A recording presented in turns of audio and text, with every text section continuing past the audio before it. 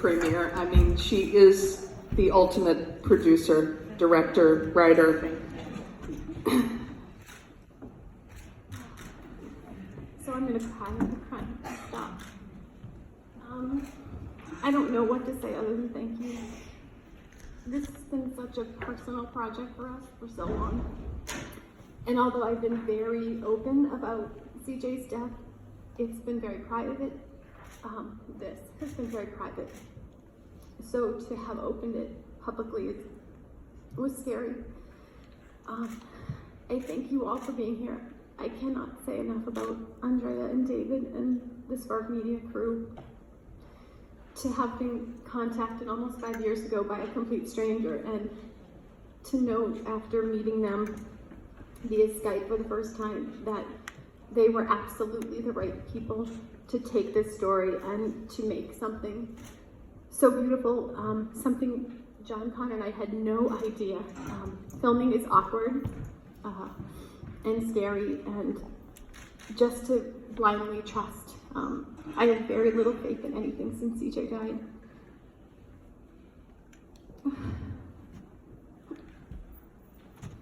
But we put faith in Andrea and her team, and although this is incredibly difficult to watch, I think we are all very proud of it. And we are going to try to take this and have as many people see it as possible, because I do believe that CJ's legacy is to prevent people from following in his footsteps.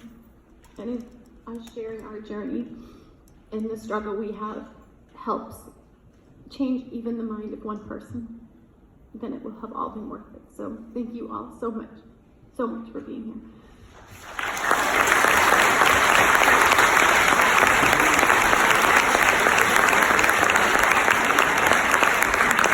Holly has created this wonderful community of strangers, and there's someone in the audience, Charlie Frattini, who in the very beginning of making this film, we jumped in with no financing, no sense of how we were going to structure the narrative. And every time that happens, my own family wants to stage an intervention, because they know what that means when we take on a film.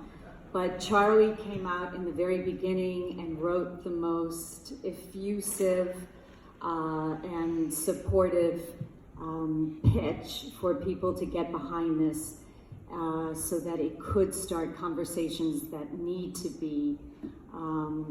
take place. And so I'd like Charlie to stand up and just let us know how he found out about Scattering CJ and why you got involved.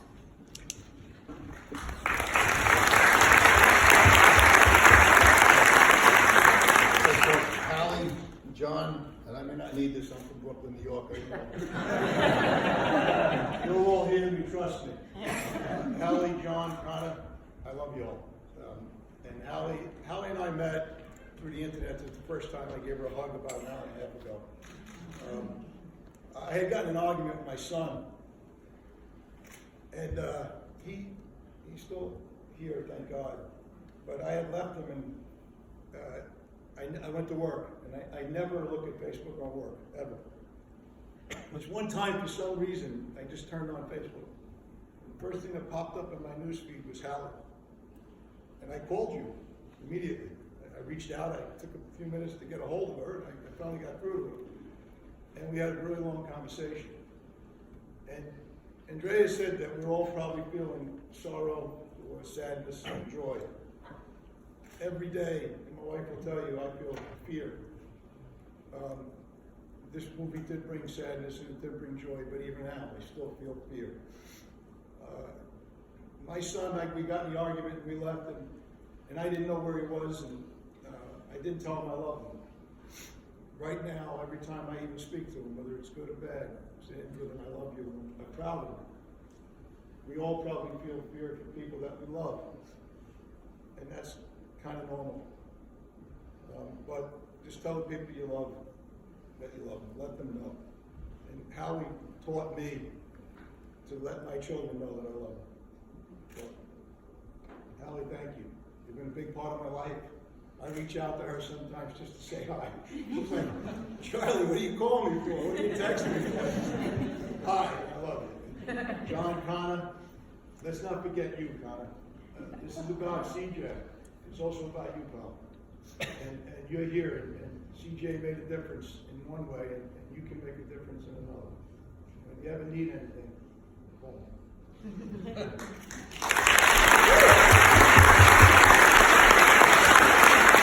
So Holly, we have some more magic in the room. I think John should hold on to you. There's a phrase or a term that we've all come to use, the scatterers, in an affectionate way. And there's a person here that described themselves as dumber than a bag of hammers. But I don't think that's true. You've said in an interview that this person is a friend for life, and that when you feel that kind of gut punch has always been there for you. And you've also said that it's at the top of your list that you wanted to give this person a hug and to thank him.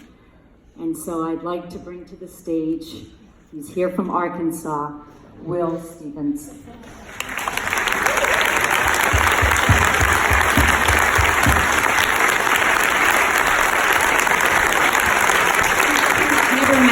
They've never met until right now.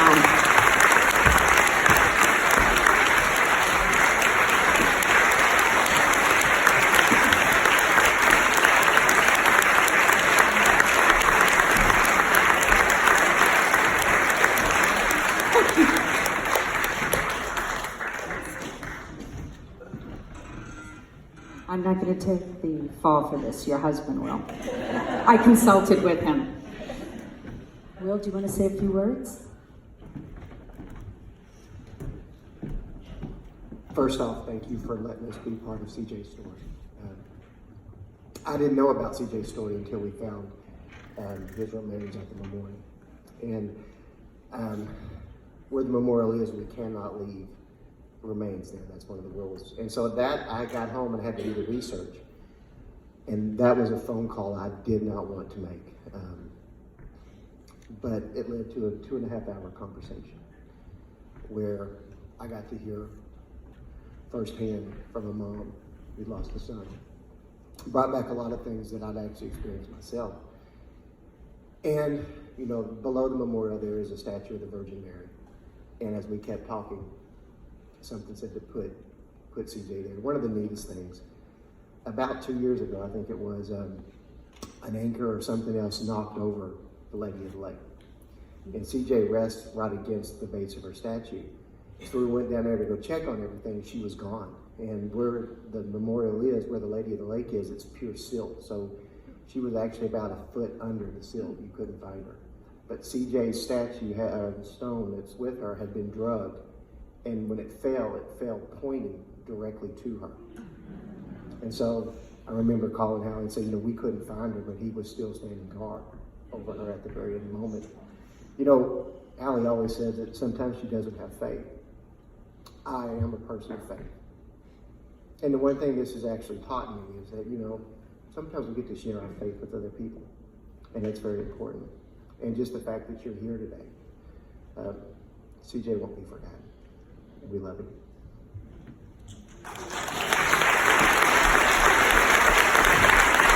And we have one more scatter who's got a dog by the name of Buzz, and I believe raised a raptor by the name of Mordecai.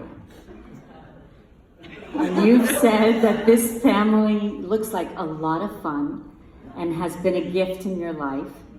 You're also terrified of flying, right? So you would never fly to go see this person. But this person has flown oceans to come and see you. And so from all the way from Sydney, Australia, Kelly Vela, please come.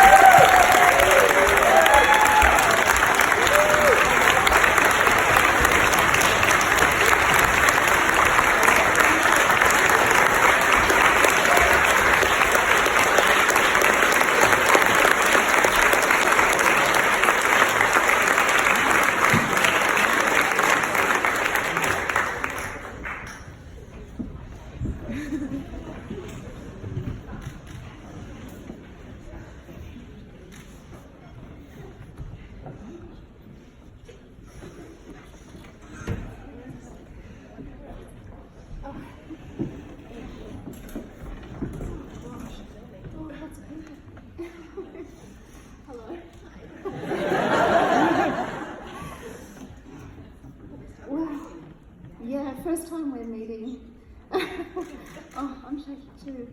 Gosh, thank you for that very tearful story right before I had to come down here. Oh, no, actually, I've been crying the whole time, and I've seen this a lot of times too. There's so many aspects to your story that I love. The first one is Facebook. If it's the same here as it is at home, a lot of what we hear about Facebook and social media is negative, and the negative impact that it has on people, and cyberbullying, and, you know, completely in the opposite direction, people taking their lives because of things that have happened to them online. And I love that you have harnessed social media and created a community that we'll never forget, CJ. We all came together because we love the story of your son. I think he would have been a real hoot. I think we would have had fun, we would have been friends. And he won't be forgotten. I also love that it has taken a really strong woman to tell the story of this other strong woman.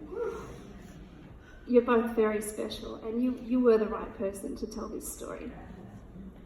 Thank you for allowing me to be a part of the Spark team, and thank you for allowing me to take CJ, because he's part of our family now.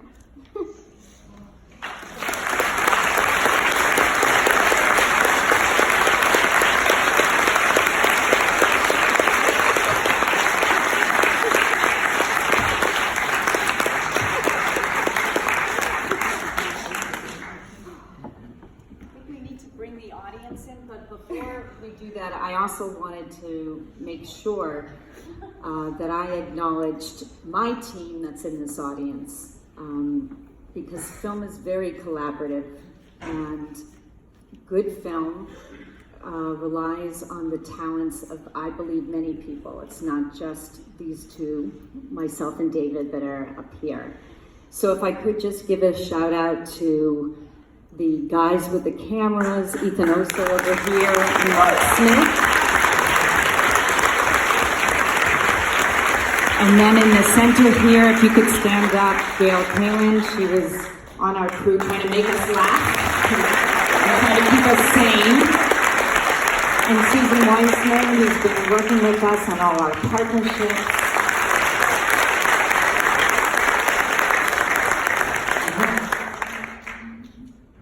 Suturli is right over here. He's got a hard job of telling other people we need to break this down.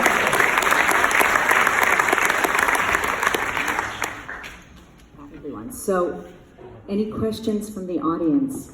We can keep talking, but I also want to give you all an opportunity. I think while people gather their thoughts, one of the things that's so important about the work that you're doing is the impact side of it, and how you're going for your outreach, and how everyone involved is playing a part in that. And you have someone on your team that's worked on partnerships. Can you share with us a little bit of how that construct of organizations and people have come together, and what you're anticipating is going to come next? Sure, we love that question. Now it reminds me of all the notifications I was supposed to share and announcements. We do have something that we're calling a mental health boot camp that follows this screening. And essentially, we just feel that the story, the emotions that it brings up,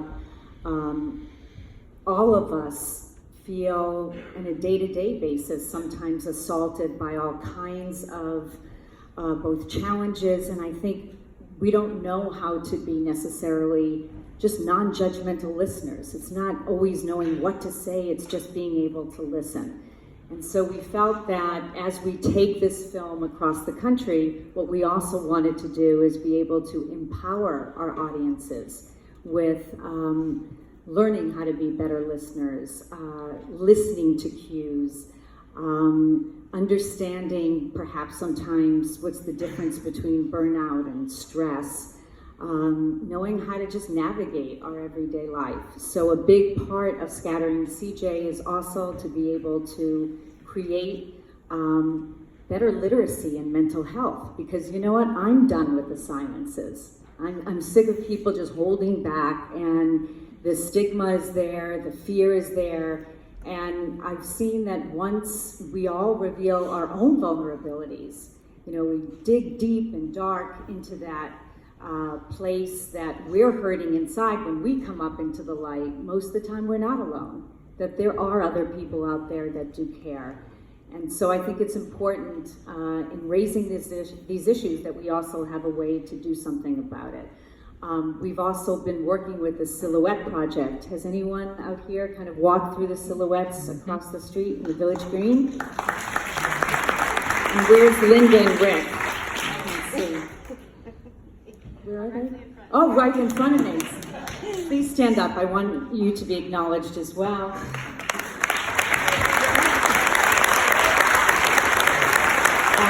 Linda is doing some tremendous work with the military. She lost her son Dustin in 2014.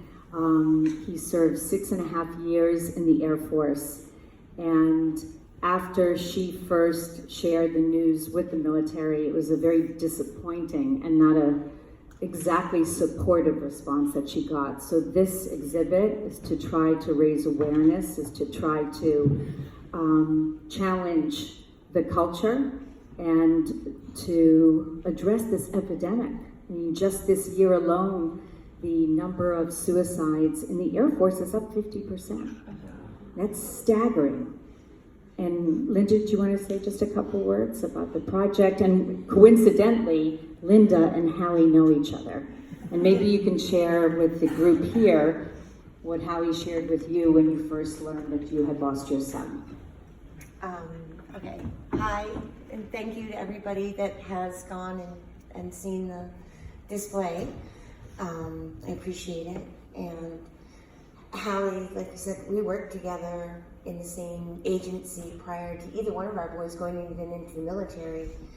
And both of our boys went into the military, and Hallie lost CJ, and a few years later I lost Dustin. And it was actually Hallie was the first person I reached out to. I didn't know what to do. I was in shock. They had just found my son's body, and they wouldn't let me near it. They wouldn't let me see. They wouldn't, so I just was looking at this tent over there in the woods. And I got in the car, and I don't know. I found myself messaging Hallie. I'm like, Hallie, what do I do? How do you live through this? I can't even breathe. And Hallie, actually, and I don't know why this helped, but it did. It was so real, and she's like, I'm sorry, it's gonna get worse. And it was true, it did.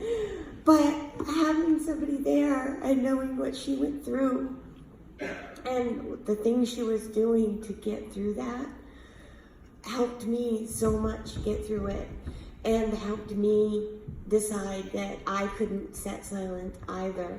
I had to do something, and I didn't realize we were losing this many veterans a day to suicide. Right now the number stands at, the VA wants me to say 20, the popular number is 22. I would guess it was actually much higher. And so when I first started, and I started calling, I want you to know the atmosphere and the whole attitude in the veteran community has changed completely. But when I first lost him and I started calling, I was told we cannot recognize his service, we can't honor his service, and we do not talk about the way he died. So that the life-size silhouettes out there, the 20 of them that you see out there is my kind of big FU.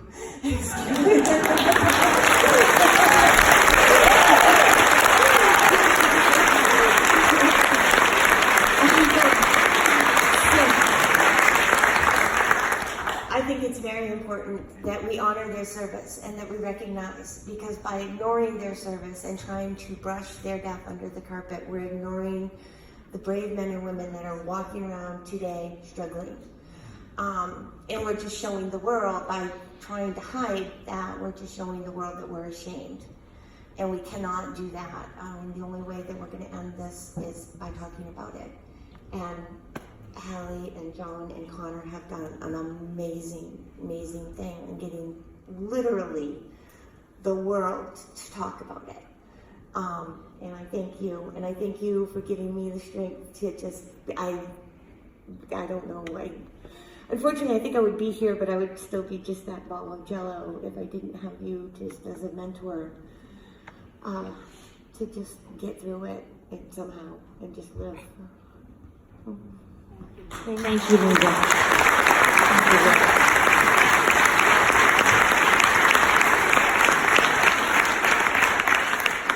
Do we have any questions for the Toomey family or the filmmakers? I know that one thing that occurred to me was Andrea's got this incredible track record in feature documentaries. This is what, your 12th? And I know your past films as being deeply committed, passionate works. But David, who's working with you as producer, this is his first feature documentary after a career in fiction and narrative work. And I'm curious how you came together. David, what brought you to this project and this subject? I work a lot in my day job as a screenwriter with true stories and social issue-led material, and I'm also like a... David, put the mic. Oh, sorry, I'm also a bit of the a... accent too, Yeah. so you know. Can you hear me now? And I'm also a complete sort of like news junkie, so I'm always sort of prowling the headlines for true stories that I find interesting as a human being, but also that may lend itself to adaptation. And I came across Scattering CJ when it first got picked up by, I think it was local media, maybe late 2013. And I sort of had a bit of a cry, as I do, and then sort of filed it away and was like, I'm not sure what I can do with this, but I think there's something there. And it just, I couldn't get it out of my mind. And I also very quickly came to the realization that there was nothing that I could personally do in dramatizing it that would make it more powerful than the actual true story itself. And it just so happened by some kind of serendipitous coming together that Andrea and I had connected on a completely different project, and I was like, someone should be chronicling this story because it's literally unfolding and it has the power to be what you've hopefully felt today. And so I took it to Andrea and was like, what do you think? And as you do, just said, well, yeah, we got to do it. I don't know how we're going to do it, but we're going to do it. And a week later, we were speaking to the family, and a week after that, we were filming. And that was over 4 years ago now, and it's been the most unbelievable journey. And as as you were saying, I'm a complete newbie to the doc space, but I couldn't have had a better teacher and a mentor in Andrea. Like, I mean, she's just a gift and the most unbelievable human as well as filmmaker, and you know, I can't lavish enough praise on the work that we've done collectively, but as you and everything that you do. And I'm gonna cry again. So I hand it to you again.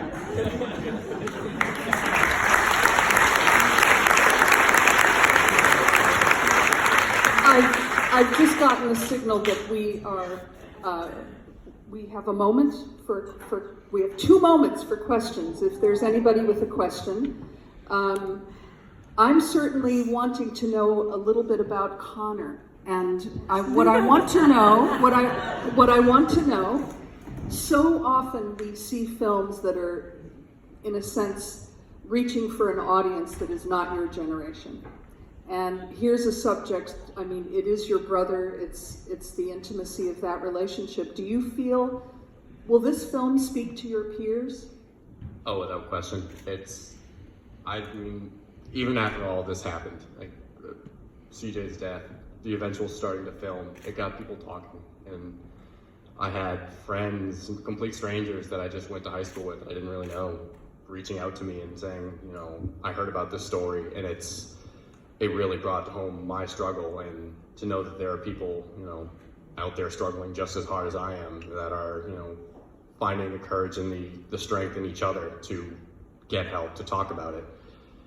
It's crazy to me, but yeah, without question, this is gonna reach, I mean, my generation, I guess, in a sense, coming into, the prime of our lives, it's kind of a what's next scenario, and a lot of people struggle a lot with that. It's not exactly easy. There's no real plans laid out for us. It's kind of a wing it thing. And this documentary, just everything about this really screams, it's okay to not have the answers. It's okay to not have that, perfectly dialed in plan.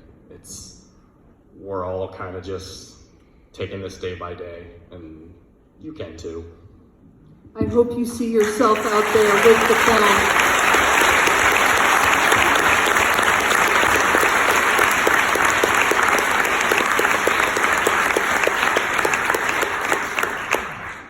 We have just a moment, and Kelly, this trip that you've made and your connection to this material, certainly we can look at a film like this and say, oh, it's an American story. It's an American family. But here you are, and there CJ is all over the world. All over the world. Do you see this film reaching people, reaching a greater public in Australia, New Zealand, the places that you've traveled? Yes, you don't have to speak the same language to understand loss or to understand the mother's love for a child. And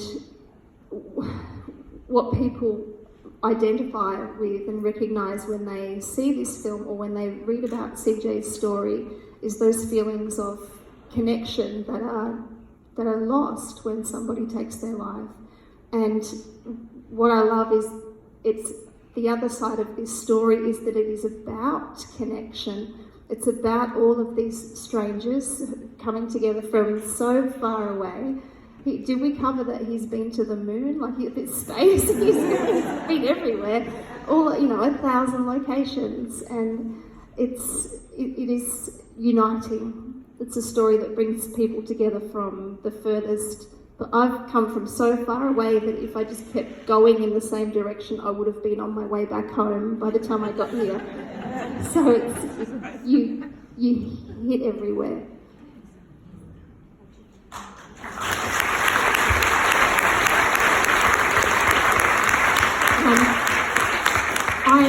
I was, same as Charlie, I was just on Facebook one day and came across an article about you and was so curious about this list of places that this young man had travelled to.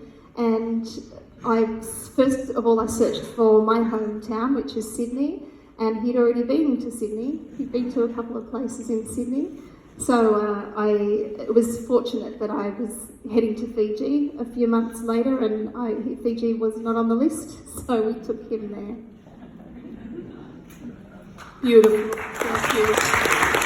I think we have one final moment here to, I think it will express everyone's feelings about the film and our appreciation to all of you.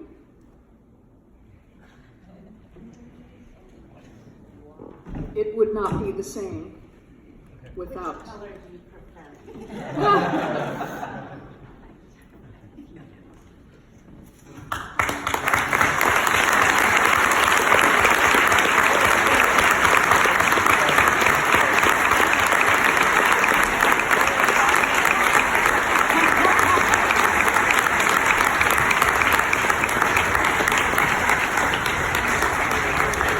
Thank you, everyone.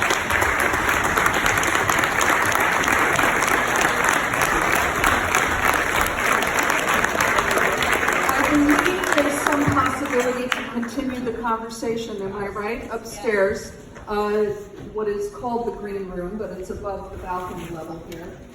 So if you wish to continue speaking with the participants in the film and the filmmakers, please join us upstairs. Thank you again for being here. Thank you.